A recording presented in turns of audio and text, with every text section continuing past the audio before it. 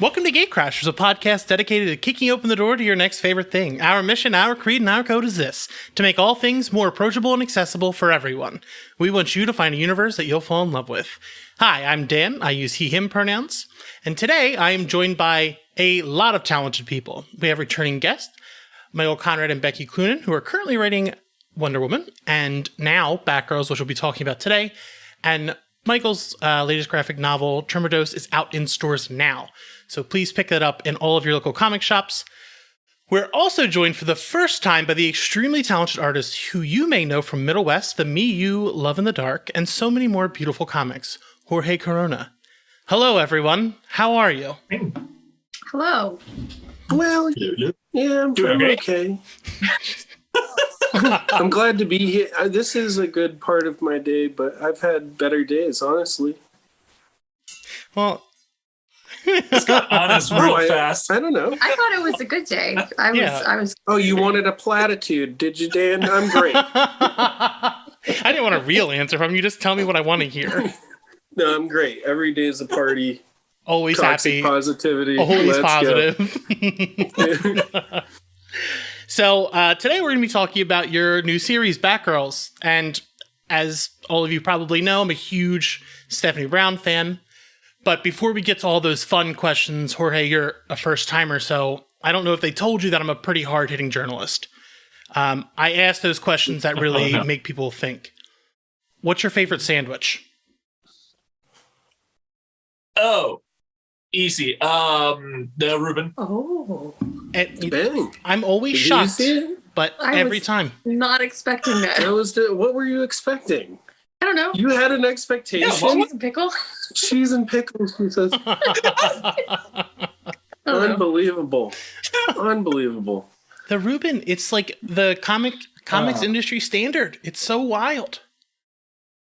It's fancy. It is. We actually had Reubens the other day. Like, I was never like necessarily like had a sandwich thing, but if it's always on the menu, it's usually the one that I'm getting. And I'm not counting burgers or sandwiches just in case. That's all. Okay. So, okay. Becky and Michael, you're second time guests, so I had to think of something different for you. What's your ideal breakfast? Ooh, toasted Marmite. I like a burrito. And coffee. Coffee too. I like a burrito. I like it stuffed, but it's got to be vegan cheese, scrambled tofu, potatoes, make them crispy but not too hard, pico de gallo, guacamole, and you gotta get when it's wrapped up, you gotta toast the tortilla a little bit too, and give me some hot sauce, nacho cheese. If you could put some cashew queso on there, side of chips, sandwich on the side, a Reuben. To start the day. Cold spaghetti from the night before that you forgot to put in the fridge, but you're gonna take that risk. It's vegan. Fine. I guess it's easier to leave vegan food out and not worry about it, right? I mean, supposedly. I mean, I'm sick all the time. I feel like that's another route. There's got to be something else there. Yeah. So it's working. Oh, okay. This one's going to be a tough one. So, when did the idea of Batgirls come about? So, like, how long has this been developing as a series? Ooh, good question. I think it's been kind of percolating in the background for quite some time. It came onto our radar months and months ago. I want to say it was like early summer or something. I got a late night email from Jessica Chen, who's our editor. She's a nocturnal editor. She always sends emails like really late at night. Yeah. Go to bed. She works on her own schedule, and that's great. And it was extra great because I got to see the email before Becky saw it, because I tend to stay up a bit later than she does. And I don't check my email, so. And it was just an exciting email. It was, hey, we're going to put together this book that's going to have Cass, Steph, and Babs in it. It's going to be called Batgirls. Would you and Becky like to be part of this? So I immediately was like, yes. But I had to wait until the following morning when Becky got up and be like, hey, did you see that cool email about Batgirls? And of course, I'm like, what email? Yeah, she dug through the pile of emails that had already accrued on top of that one. And sure enough, there it was. So, yeah, I think they had the idea before we didn't pitch it. I think it probably came out of Fear State. Do you think? Maybe? I mean, we were working on this before Fear State was even a twinkle in Tinian's eye. You know? Tinian's no longer in Gotham. This is our time down here. Your city now. I love you, James. I hope you're doing well, but you know what? This is our time. Batgirls. I should have said this up front, but all questions are for everyone's except ones that I have specifically aimed at Jorge. Sorry, Michael and Becky. Yeah, no, those are going to be the hard ones. Yeah, well, I think, earlier this year, I want to say, beginning of the year, somewhere around that time. And yeah, Becky and Michael were already there. And I was also contacted in the middle of the night by Jessica. And I was wrapping up a different project but we had time to kind of like play with what we wanted in terms of, styled and inspirations and approaches to the new book. And it was great just because this was the first time working on a DC property that I got to come in so early on that we had that time to develop that much. And it was fun. It was really fun. I think we were all on the same page, like since the get-go, and what we wanted to show and how we wanted to show it. So it was a lot of fun to develop the book. So the book itself, I've only gotten to read issue 1, but it kind of has a DIY punk grunge feel to it, more so than any other Gotham book. Like Gotham actually kind of feels dirty, which is probably should. Was this an intentional thing that all three of you went in on? I would say yes. I think we had so many of the same touchstones going into it, and everything that we said, like, we like this and we like that, like even, Michael, me, Jorge, Jessica, like even Sarah Stern, like we're all on the same page with like the things that we like and the things that we kind of like, the energy we wanted to bring to the book. So it just made it really easy to kind of get on the same page. And knowing that Jorge was going to be drawing the book was easy for us going in because, we knew right away who the artist was going to be. And we're, not always, as a writer, you're not always that lucky. So we can, you end up writing with this kinetic, like visceral energy in mind. And it just makes the whole, it like, you're constantly like trying to one up each other. I feel like, like Jorge will give us some pages back and it's like, holy shit, that's so awesome. It makes me want to write even better on the next, it's like this kind of like everyone's just kind of pushing the bar higher and higher for each other. Yeah. No, it's been a great process, honestly. Like it's been a lot of fun because we're having fun with the same elements all the time. And it just feeds off of each other in a really good way. I love the stupid conversations. I just love how they bounce like between each other, the characters and the dumb faces that I get to draw. It's really fun. in the more light-hearted moments, but yes, I guess. Yeah, I think with like the punk kind of grungy vibe, part of that is just like the character of the city that we're trying to build. It's very much inspired by like time that I spent living in Northern California in like the Vallejo, Oakland area, and watching these towns that have like serious problems face an even bigger problem in the form of gentrification, if I could say the word, and kind of how that changed the city and how that changed the dynamics of the neighborhoods there. So I think the girls represent like maybe a problematic element within that particular town. Maybe they're part of the problem of gentrification without even knowing it. in a similar way to how I was part of the problem, being some middle-class white dude moving into a neighborhood because it was cheap, and potentially having my presence be part of the issue that this city was going to face in terms of price points going up and stuff. So yeah, it's kind of like part of it's fun, and then the other part of it is like, oh no, like this looks and feels like a city in the real world, hopefully. I'm going to jump around because I have questions about the Hill. What makes the Hill different from the rest of Gotham for you? Like, is it that feeling of maybe they shouldn't be there? I think it's like just like most of Gotham, it's like got problems with crime. It's got problems with how it addresses crime and how the average citizen has to kind of like live in fear of someone like the Joker just showing up and killing everyone on and then also like you're living in fear of all the vigilantes too, because it's the city's just there's people running around all over in costumes. You never know which one's a good guy or who's a bad guy. Like they're all scary. Beyond that, we wanted it to feel like a multicultural area, an area with a bunch of different types of people with different lifestyles, which, you know, that was my experience again, living in some of these major metropolitan areas is, you know, we sometimes we'll see Gotham and to me, it'll look like, you know, I've never been to a city that was populated just by a bunch of straight white dudes. Like, what is this?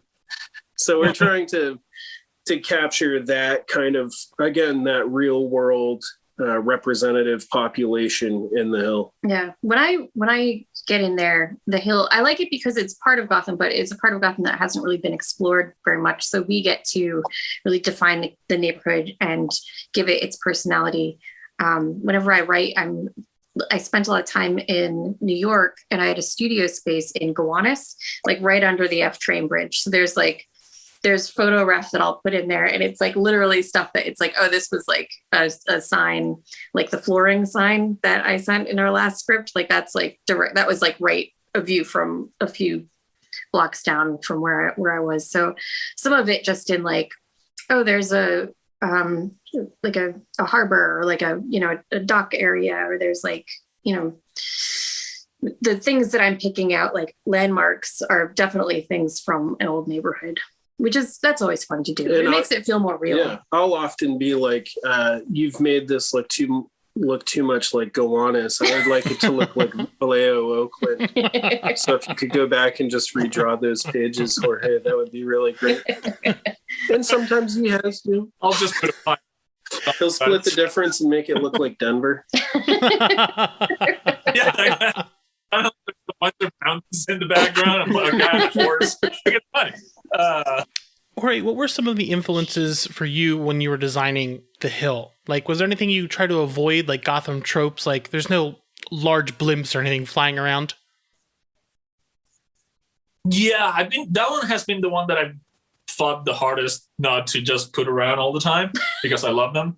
But yeah, I wanted the Hill to feel a little bit retired, like from that like almost downtown that we always see in Gotham, from like the buildings that are like, you know, very New York in that sense. It's like buildings until your eye can see. And I wanted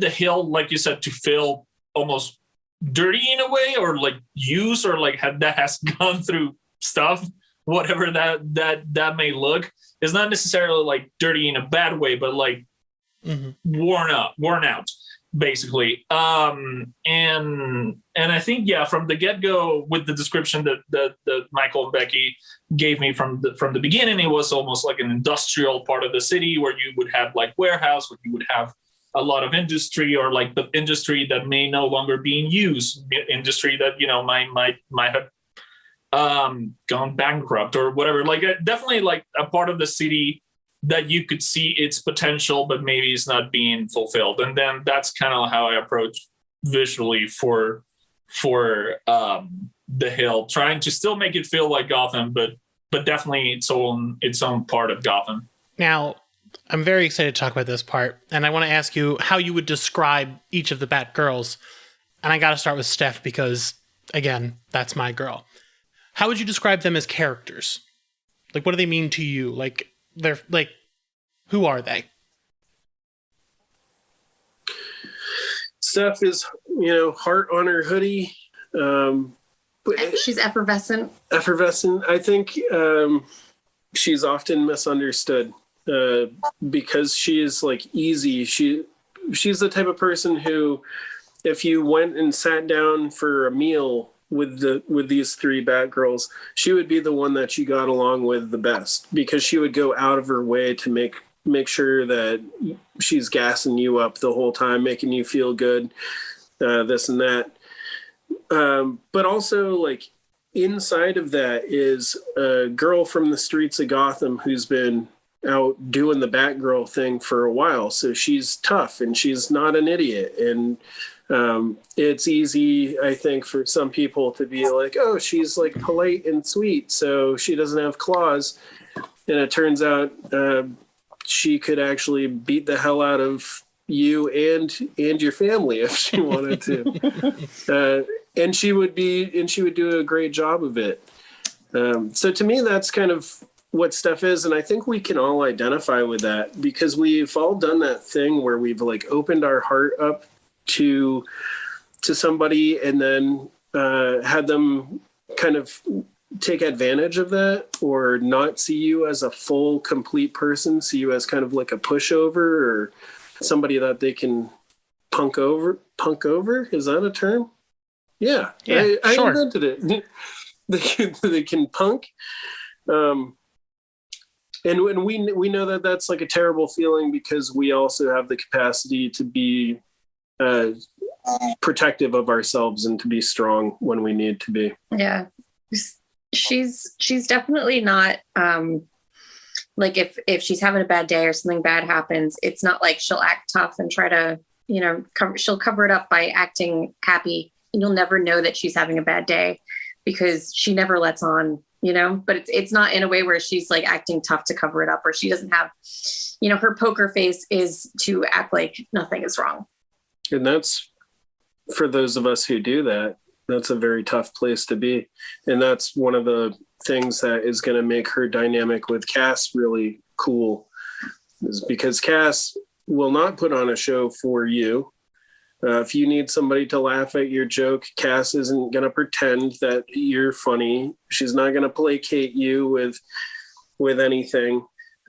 Steph, on the other hand, might just want to like not feel awkward. So she'll like laugh at your dumb joke and, try and make everything okay. Yeah, she's like a peacemaker. She wants everyone to get along in the group that she's in. Meanwhile, Cass doesn't care if anyone gets along or not. She just, she just doesn't care. These are their default settings, right? This is like, Cass is like kind of made to, by virtue of design, made to not express and to not feel. Steph is hyper aware of her emotions. So you take the two and you put them together, and there can either be a great amount of friction, or there can be a bond and a friendship forged there, because when you put these two diametrically opposed modalities together, they're seeing the value in a different way of being. And that's part of the story of these girls moving forward is, together they're very, very strong, because they're emotionally aware and they're able to control those emotions. In many ways, Babs kind of represents the intersection of those two things, with her like a little bit more time in the cowl, and with the horrific, traumatic stuff that she's been through. She can come from a place of understanding wounds and understanding her healing process. So she's in a really in a really good spot to be able to mentor these girls and to kind of help them heal and grow. So that was kind of all of them. Yeah, you really did it. Jorge, your art is beyond like expressive and very electric. How do you approach these characters as an artist? Like, how do you try to capture their personalities in your art? Yeah, I think obviously Michael and Becky already explained what on the script and like what from basically what I get from them, what each character is, like what each character represents in terms of that. So like when I go to the visual side of things, I just try to translate and emote as much as I can of those beats that Michael and Becky write. Obviously, yeah, I would say Steph is definitely the sunshine in the duo. Like I like to play them off because of the nature of the book, and you have these three characters and how they play off each other. Steph would be the sunshine, the one that is always like the brightest one, and Cass is the one that is the shadow, the ninja, the kind of like more muted one. But because of all these nuances in their personality, even though like Steph, because she's more emotive, even when it goes down, then I can play with like really hard emotions in her expression, her body language. But then Cass, because she's so almost muted all the time, I have a blast just when you see a spark of or personality come through and break that kind of like not front, but like kind of like expressionless mannerism that she has. In the way that they act when they're out of the costume is kind of like playing off of that. It's definitely playing off of like a more hyperactive and one that is definitely more passive and kind of like waiting for the moment to act, but not necessarily all the time reacting. Babs is definitely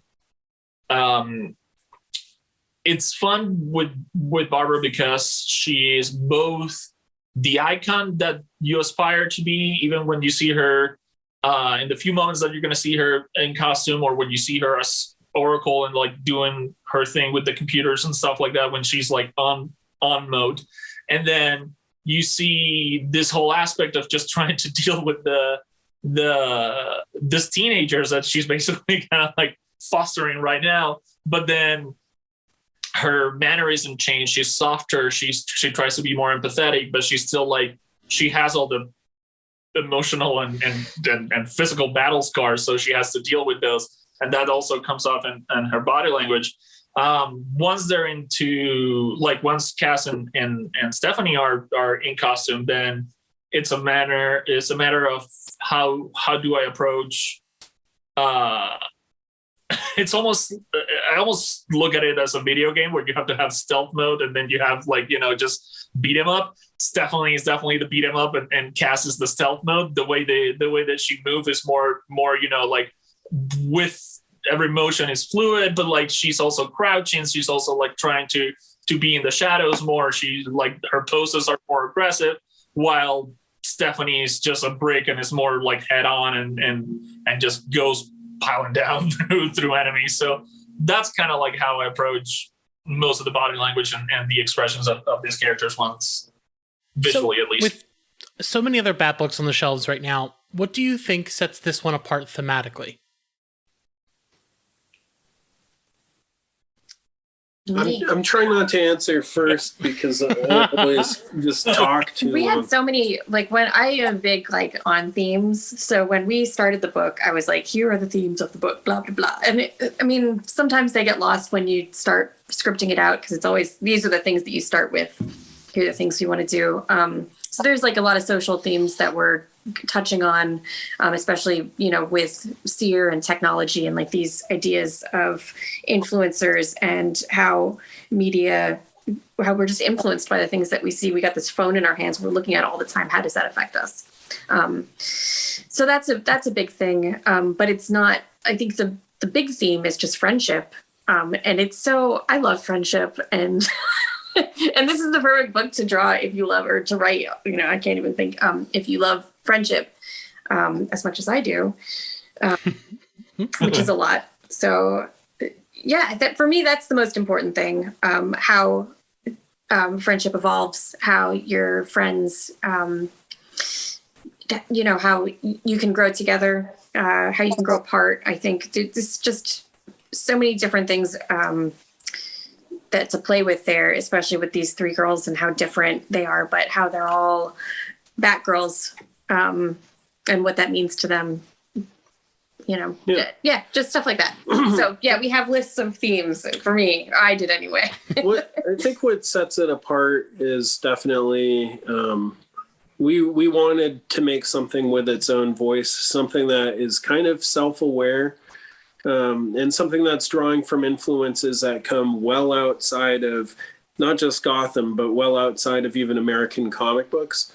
We take a lot of influence from manga and anime and weird cartoons from the internet, and just a bunch, drawing from a bunch of different sources that we feel like the readership might be interested in seeing in Gotham, like how this feels in the Gotham setting, and particularly with these kind of characters who are each going to respond different to these different stimuli. I could imagine Cass and Steph, when it comes to manga, would have very different books that they would enjoy. Yeah. When we first started, I think Death Note was a book that, when we're talking about touchstones, that came up a few times, and I could definitely see like Elle in Gotham. These are books that, like, I think emotionally are like Gotham books almost, like, but it would fit, like the character would work maybe. But yeah, we just had all these touchstones going in, and we all, everyone's just on board. Just great. Huh. Honestly, Death Note's the only manga I've read all of, so that's very interesting to me. Really? Yeah. This is a strange synchronicity. We did it for you, Dan. Listen, I always assumed. We've been. I've been like psychically aware a lot today, actually. Yeah, Becky's very connected to the guy in Hive Mind. Yeah. Today. It's been a strange day. So, how would you describe Bab's roles in the series? Is she their mentor? Is she alongside them? Like, how's that working? She's definitely in a mentor role. She's a little bit older than the others. She's got a little bit more experience. She's been through like a little bit more. Been through, more. She has been through a lot. Yeah. But it's kind of like when you're with a group of friends and one friend is like just a handful of years older. Like when you were a kid and you got that one friend who's got a license and they're making bad choices too. But they're seen as like, oh, you're meant to be the responsible one. So that's kind of where Babs is at. She's got the license. She's driving the Batman.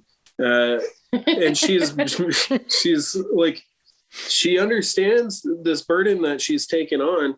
But it's not as if she's like babysitting incapable women. Mm-hmm. These are young women who can handle themselves. They have people shoot guns at them all the time, and they can make breakfast. They're going to be fine. But she's trying to keep them safe during a time where their identities are potentially going to be shared with the world at large, and that would change things dramatically for them. Yeah, I think Babs definitely goes through like a couple issues of figuring out like how to balance that mentor role with like, oh, we're actually a team. Like I don't have to babysit them. There's that you feel responsible for the situation that everyone's in. It's your fault. That it's maybe okay. It's not her fault, but it's because of Seer who's going after her that all these girls are in danger. So I think she takes that responsibility very personally. And it takes a little bit to like find that balance, but it's a lot of fun, kind of watching her struggle with this role of like, she's not a mom, but she, everyone makes fun of her for acting like one. With Seer, neither Steph nor Cass really has their own massive like rogues gallery other than like their parents. are you looking to create rogues specifically for them, or going through like the different ones in Gotham? A little bit of both. A little bit of both. A little bit. Yeah. So what do you think makes a good rogue for these characters, rather than like one for Batman or Jason? For me, a good villain is one that holds a mirror up to their counterpart, and vice versa. I think you want villains that a good villain is tailor-made for their hero, and you want them to reveal things about the other character as they fight each other. I think villains are also, Seer, it was kind of a risk going into a new series with a new bad guy. Like, I think usually the idea is to lead in with someone that you recognize, someone that is going to like set the stakes really high. If we had led in with the Joker story or like something, you'd immediately be like, oh, it's like a cash grab. It's almost too easy. You don't want to do that. And I think leading in with Seer, who is definitely tailored to like be an Oracle bad guy, it was a risky move, but I think it's one that will pay off in the long run. And we've seen like anti-Oracle type characters before, so trying to do our take and have that be interesting is challenging, but we feel very confident about what we're doing. Additionally, I think I don't believe in good and evil as like an intrinsic trait that exists. I think everyone believes that they're good. And I think to create compelling villains, you have to show why they think that they're okay in what they're doing. And you have to give the reader the opportunity to choose if they agree with the villain. Sometimes the villain, like you're reading the story through a particular lens, but if you shift that lens, it's kind of like the Wicked thing, with the Wicked Witch of the Warlock or whatever. Oh, you're talking actual Wicked. Yeah, Wicked. I'm from Boston, so I can say that. Also, Beowulf and Grendel. Like there's a different telling of the Beowulf story. So we would like to leave that door cracked a little bit so that when you see the girls fighting someone, maybe part of you is like, hey, that person doesn't deserve to get beat that bad. Would you stop beating them? Like, could you just be friends? Yeah, of course. Part of the fun of being in Gotham is like the ability to use the rogues gallery, the classics, like dip into that. So we got doing some of that. We got you. We're doing some of that. We know what people want to see, and we know what they need to see. But we also want to stick around on this book long enough to be able to give Steph and Cass like a well-rounded, more villains that they deserve. They deserve more villains. Yeah. Good. They deserve the time to get there. They deserve to have a hard time and not have any days off because we deserve money. We deserve it all. It's usually a good thing. Buy Batgirls. Yes. Buy Batgirls because you want more villains. Because you want me to have a little bit of money. Because you want me to have enough money to maybe be the next one. That's I'm saving up for spandex. I'm gonna make my own suit. Show up in the hill and be a weirdo. So Jorge, when you're designing costumes and looks for villains, what's your favorite aspect of that? Oh man, everything. I don't know. I love character design. Doing a bunch of research into either things that I think will actually fit the villain, but also going weird outside the box and see what might work here in a different way. I don't know. I love Pinterest and pinboards. So that's my favorite part of designing characters in any way. Just filling Pinterest with images from But yeah, no, it's a challenge because you want especially knowing the villains of Gotham and how iconic all of them are. Just trying to nail that balance between doing something new and doing something that is also unique almost and like recognizable without necessarily like, you know, having to go suddenly have a transformer in the middle of the page. Like, it's like you want them to fit in the universe, but then you want them to also be something. So like trying to find that iconography and that iconic look, I think that has been the biggest challenge. And sometimes, most of the times, I grew up with like Batman the Animated Series and all the Bruce Timm and you know, all those designs that are so nice and simple, and it's just beautiful. So that's kind of what I'm trying to achieve, a design that is like simple but unique enough, and that's kind of what has been happening. Oh my god, great!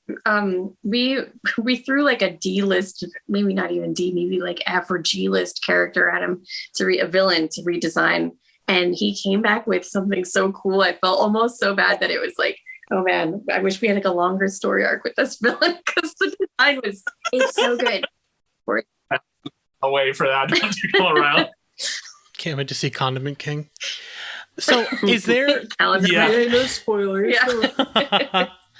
Is there something in villain designs that always gets you excited, like a really good looking helmet or like a very specific weapon? Is there something about the aspects of them that you really, really cling on to?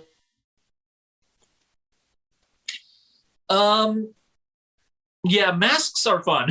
Masks are definitely a fun thing to play around, and also color. Even though, like, you know, Sarah Stern is the one doing colors for the book, and she has done an amazing job at that and creating the language, the color language for this book. Whenever I'm character designing, I try to give an option of colors, and like if it doesn't work, it doesn't work, but at least trying to think it that way. And again, I think that goes back a little bit to that Batman the Animated Series and all those, that is like obviously color played an important part in the characters. And I think trying to come up with the palette and again, you said which element, and I think that's the challenge, finding out what element that's going to be. Because for one villain it could be the weapon, one villain is going to be the mask, one villain is going to be just even the way they move. Like, it's going to be different things all the time, and I think finding that element is what's fun about it. Jorge's, if I could just like keep talking about Jorge's art, for me it's his silhouettes. Every character has the most amazing, unique silhouette. And they're all completely compelling, and that I think that's very like animated series influence. That every you can tell who it is by their silhouette. It's always so strong. I don't know. That's my. And that hurts a lot, because she has often told me that she doesn't like my silhouettes at all. It's your pirouettes. My pirouettes. Okay. Okay. Difference. Your form needs work. Jorge's pirouettes are quite nice, though. Yeah. Which is weird. You have no idea. They sound beautiful. So, when developing plots for Cass and Steph, are you thinking about their relationships that they've had in the past, like different friends like Harper Row or Tim, or moving forward, are you more focused on building new relations? A little bit of both. We want to add something. Somebody is cooking. Anytime I walk by when someone's cooking, I add in my own ingredients without them knowing. But also, there's certain things that are, if you say, hey, I'm going to make steak and potatoes, you got to have steak and potatoes. And I don't even know what that means. But what I'm getting at is there's certain things that are important to the dish. And what's important to it is the core of the Batgirls and the characters that they've interacted with over the course of their life. There's some friends that stick around for a whole lifetime, and there's some that kind of come and go. I think people can kind of predict and guess some of the people that are going to show up in the pages of Batgirls. But hopefully we'll also surprise people with a couple new faces or less expected faces. Yeah, we don't want to completely like retread over old ground. But at the same time, we're definitely aware and like want to respect all the relationships of their friends and family, this kind of thing. So right now they're in a new neighborhood and they're kind of keeping it low profile. So, and we only have so many pages in the issue. So so it's unlikely they'll have a pajama party in the first arc, but you'll see some faces for show. Nice. So one more before our big finale questions. Michael, you specifically, in a lot of your work, you have different running themes such as the stranger, body horror, acceptance, and things like that. So I wanted to ask about a specific theme you often explore, and that is time travel. When will the Batgirls be going through time? Well, I don't want to spoil the first arc, but let's just say time travel is a significant part of what we're doing in Gotham. And it's a significant part of what we will have been doing. Yes, there you go. We will have had been doing. Yeah, the girls aren't going to time travel soon. So that hurts. That's yeah. I'm completely disappointed by this fact.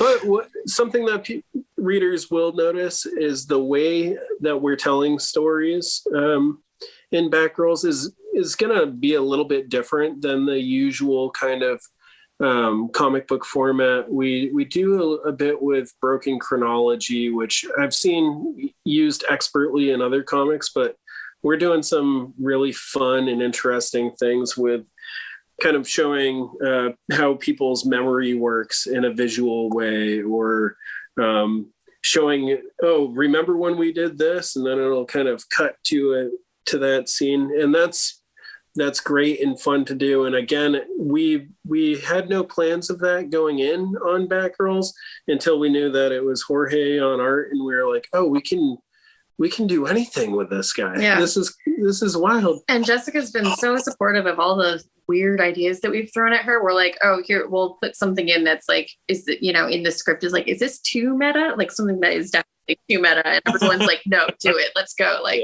So everything that we, when you write something that you think is too out of bounds and you second guess yourself, and then everyone's right behind you saying, no, go, go, go. That's kind of the group that we're dealing with, and it's very nice. So maybe my passion for time travel will show up at some point. Good. Because we've gotten away with a lot of weird things already. So what's wrong with getting in the Wayback Machine and doing it upright? So, Jorge, this one is our big finale. For you, Mike and Becky have a different one. If you had a Rube Goldberg machine, what would it do? Feed the cat. So the cat's been on the deck. What is the cat's name? Bato. Oh, Bato from that Samurai X. It's I'm a nerd. It's Bato.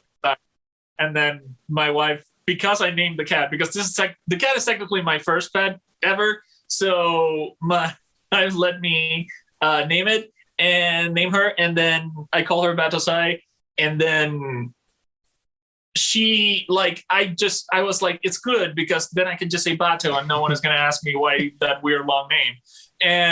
But Morgan specifically aims to tell everyone the full name of the cat, and I'm just in the background, just like hitting my face against the wall because I knew the questions arise when you name your cat that way. But anyway, the full name is Batosai the Manslayer, so and that's the way it says it too. So does your cat have other secondary names? Because our cats have 5 or 6 very different names. Oh yeah, Pancha. At one point, she was Pancho Villa. It just devolves into Gato Bato. It's just you ever get a phone call from the vet where they're like, "Yeah, we got to do the update on the heartworm inoculation for Batosai the man killer." Oh yeah, they wrote it on the wall because we had to take her to the vet for a checkup, and on the wall it was the full name, and I was like, "God damn it, you made someone right." And then you learn a lot about somebody by what they name their cat, and frankly, I've learned that I no longer want to work on Batgirls anymore. It's over. Sorry. It's over. The one I'm kidding. We've got 2 cats, one named Mr. Man and one named The Body. So there she is. Yeah. That is Corey Nice. Dupe back there, and then Mira Mojo is somewhere else in this room. So they have DC, then X-Men. And then the dog Dinah is out in the other room. So, Michael and Becky, if you could fight one fictional character, who would it be? You just square up, bare knuckle brawl. Benjamin Button. Oh, that's pretty. Where I want to fight where in the timeline? either when they're very old or very young. I would whoop that ass. Pay to see that fight. I would beat Benjamin Button. So I've never read Benjamin Button. I got nothing against You've never him. even seen the movie. I think I saw the movie and I was like, He's why never am I seen it. watching He's this? he's lies. He's never seen Benjamin Button. Kick his ass. I'll fight any time traveler too. Steal their whip. Martin McFly going down. Doc or what? Gone. Doctor Who's gone. Especially All of them. Especially if it was one of the old dusty Doctor Who's from when it was in black and white. You really want to fight an old person or a young person? You're gonna need more than a sonic screwdriver to deal with me, bruh. I'd come at him with a windmill like you've never seen. Hop in the TARDIS and it's over. time and space, baby, bending it. Yeah, I don't know who else time travels. That H.P. Lovecraft, the time traveler, sitting in that chair watching people melt in front of him. Ooh, wee. Let me have that movie. I'd do it. I don't know. It's not me hurting them. It's time going by. Time hurt you. You know, remember that scene in The Time Traveler? People were melting in front of him. He's like, oh boy, that's what age looks like on a quickness. So you're just like forcing open their eyes as they have to like Clockwork Oranging them. Is this your That's just time. That's just time going by. Yeah, I'd fight them all. I don't know. I'd fight all And these. I'd be there right behind. Okay, Put me here's my on answer. Lord of the Flies. I'll fight all those. That's a good one. Jack, Simon, the youngins. You're pushing the Beat 'em all. boulder. Here's my role in all of this is because Michael is very tall. He said he was 7'3". 7'3", and I'm 4'2". So, my role in all this to fight the villains is just to tag along with Michael, and anyone he's fighting, I curl up into a ball right behind the villain, or not the villain, perhaps, but the person that he's fighting, so that when they step backwards, they trip over me. Good. That's my plan. I put her in an oversized sock and I hit people. He does that too. That's a good move. That's like a weird Dark And then he Souls rolls me villain, up right? into a ball and puts me on his stomach, and I become a little Quato. Mhm. This is just, and then I fight people with my mind. That's how. Well, He uses their mind. I use my giant, huge, impressive muscles. yeah, you can't see the camera right now. She's flexing. These are huge muscles. They're always Look at oiled. this. It's very You weren't disturbing. using the video, right? I can take off my shirt and really show you something. Look at this. Well, Look at this. Meanwhile, my eyes. oh, Yeah. Kill you with a glance.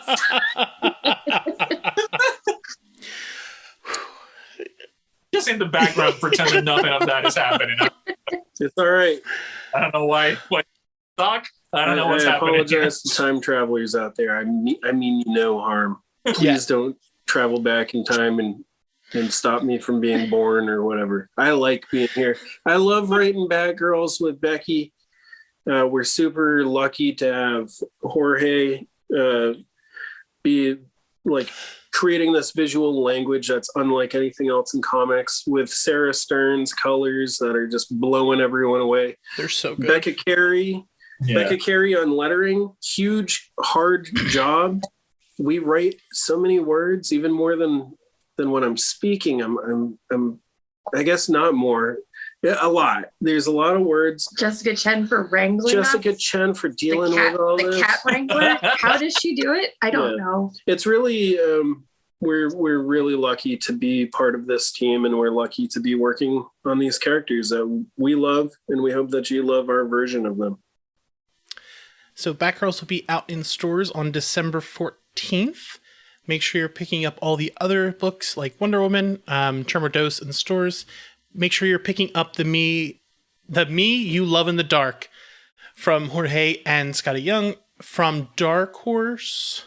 No, Image. No, Image. Dark Horse is Tremor Dose. Yes, that's it. That's what made you Thank think you for saving me. We're representing all these companies. Yeah, you really are. We represent. You can find us at gatecrashers.fan and on all social media at gatecrasherspod, and now on Twitch at twitch.com/thegateslasher. Gatecrashers. That Gateslashers was October. All right. Thank you. You're on Twitch? Yeah, I stream now. I stream Spider-Man. That's so cool. Oh, that's great. If I got You're on, shaking your head, but if I got on there, I could just watch you play video games. Yeah, you could play with me if you want, but you're always writing books and stuff. No, we'll set something up. Dan, thank you so much for having us. We love what you do. Yeah, you're a delight. Thank you. We're all big fans of Gatecrashers. Super lucky to have met you in this long and winding journey called life. And now nervous to get old now. Get my ass kicked. I'm getting sentimental. All this time travel. I actually just traveled back from the future where I saw us all as old people. I'm like 60% nostalgia. I fought all of you. Oh no! Beat you. I was traveling through time. I was still a fit 32-year-old, like the one you see. Just clacking dudes outside of a movie theater. Clapped them all. Well, we'll catch you soon. The Gatecrashers.